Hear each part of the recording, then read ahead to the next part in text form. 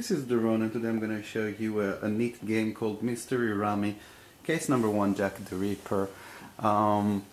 This game is for 2 to 4 players. I've never played with more than 2. They say that 2 is the magic number for playing this game. Each player starts with a hand of 10 cards. The higher count of players in this game, you would start with a lower count of cards than that. Now, this game is basically a rummy game where you collect sets, place them down on the table, and at the end of the game you score, with the addition of Jack the Ripper, the theme, that basically enhances the game to a greater level, puts some interest and some challenge aspect that it's not enough just to collect sets. There's more to that, so I'll just dive in and I'll show you. I've already set up, I sorted cards here by color that basically match certain sets. As you can see, they are what we have here. I don't know if it's focused enough, but these are evidence cards where they have like a magnifying glass to them, as well as there's a card, for example, this one is a suspect with a different symbol that called the gavel. I'll get into that momentarily.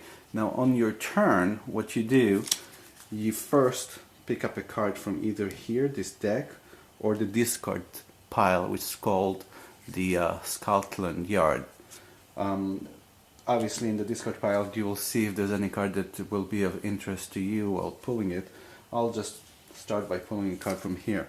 Now the moment that I collected a card, I can start playing what's called melds evidence. Normally you would do it, if you have a set of at least 3 or more, you can place them down. However, this is where the Jack the Ripper theme kicked in. These are evidence cards. These are basically evidence found in a scene, in a murder scene.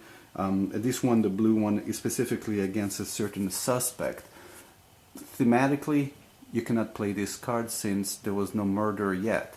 In order to have a murder, you have to first play, or somebody has to play a card, a victim card, which basically the victim has found, and then thematically you are able to start collecting evidence against somebody. So on my turn, what I can do, I can play as many cards as I can play with certain restrictions, as well as one card that has a gavel symbol, like this one. The gavel card doesn't have to be the first one to play, but hey, I'll just show as an example now. So I'm placing a victim card right here, and each card has, some of the cards have a certain action on them that lets you do something, as well as some flavor text explaining a little bit of the history of Jack the Ripper, etc. So I will play my first gavel card here. It's still my turn. Since I have played the victim, I can start placing evidence against somebody. And I'm placing down evidence against Montague. I think I pronounced it correctly. Now I can keep placing more evidence cards against other suspects, but I obviously don't have enough as a set to place anything down. Now I have the suspect that matches that color. I can't play it now since it has a gavel symbol, and I already played a gavel card here. So basically my turn is over, and what I have to do is discard a card. So I take a card and I place it into the discard pile, and now it's the other player's turn. Now what's neat about this game is, as you can see, this player has evidence cards that matching what's called the meld that I already placed down. Once the player or the opponent has placed an evidence in a certain color, I can basically tap into that, and I place these 2 cards on my side. And basically what it means, at the end of the game, assuming these cards will score, so will these players' cards will score, and I'll get into that just a little bit. Now I can play a gavel card. Any gavel card. Let's say I play a scene card of this green color. Now every victim has a matching scene card. Now I can play a scene card here, play the action. Now since I place a scene card here, that gives me the ability to steal the victim card from this player. Now if this player would have placed the scene card first, or vice versa. When I would have played the victim card, I can steal the scene card away from them. Now, the ability that the victim card has, by the way, that it lets you draw 2 cards from from this deck into your hand. So once you play a victim card, it gives you the ability to pull 2 cards. A scene card lets you go through the discard pile, the Scotland Yard pile, and pull 1 single card that will be of use to you.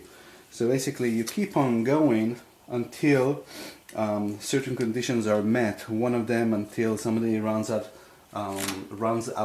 Basically he gets rid of all his card, where his last card is this card, and then the game is over. And I believe this is considered that Jack the Ripper has been caught, and then a certain scoring mechanic kicks in, which I'll explain in just a second.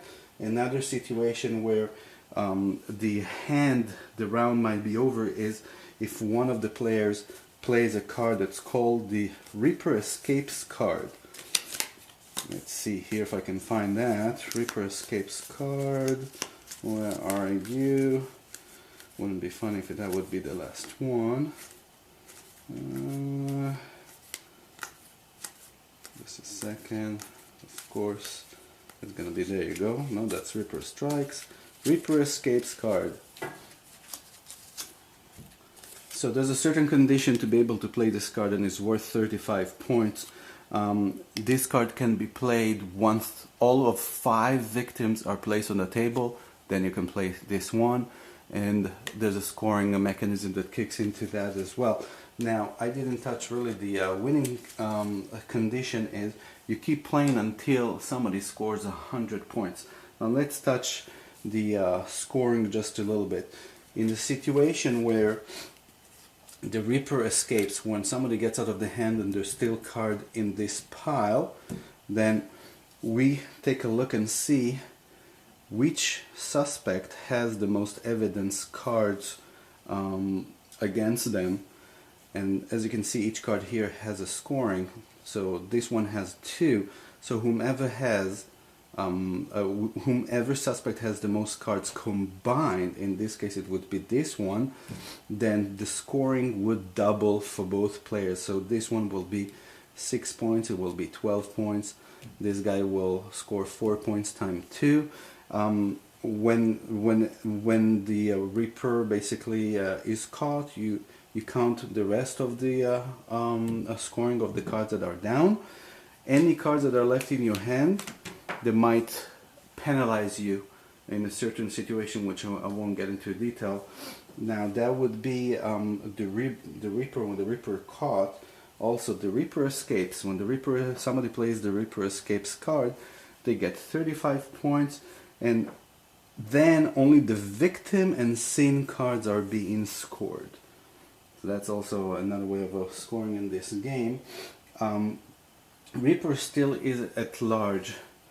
That happens when this deck, I believe, is depleted. You do the same type of scoring as Reaper caught, but there's no double situation of the evidence cards of the suspect. And let's see, I think that's it. There might be a couple more conditions of playing, but that's really just, this video is to give you an idea of the game. I hope it's been of some help to you to make a decision whether this game is for you. Hopefully it was simple enough and easy to understand. I appreciate if you like the video. Also, I appreciate sharing the video. That would be great. And that's it. Thank you for watching.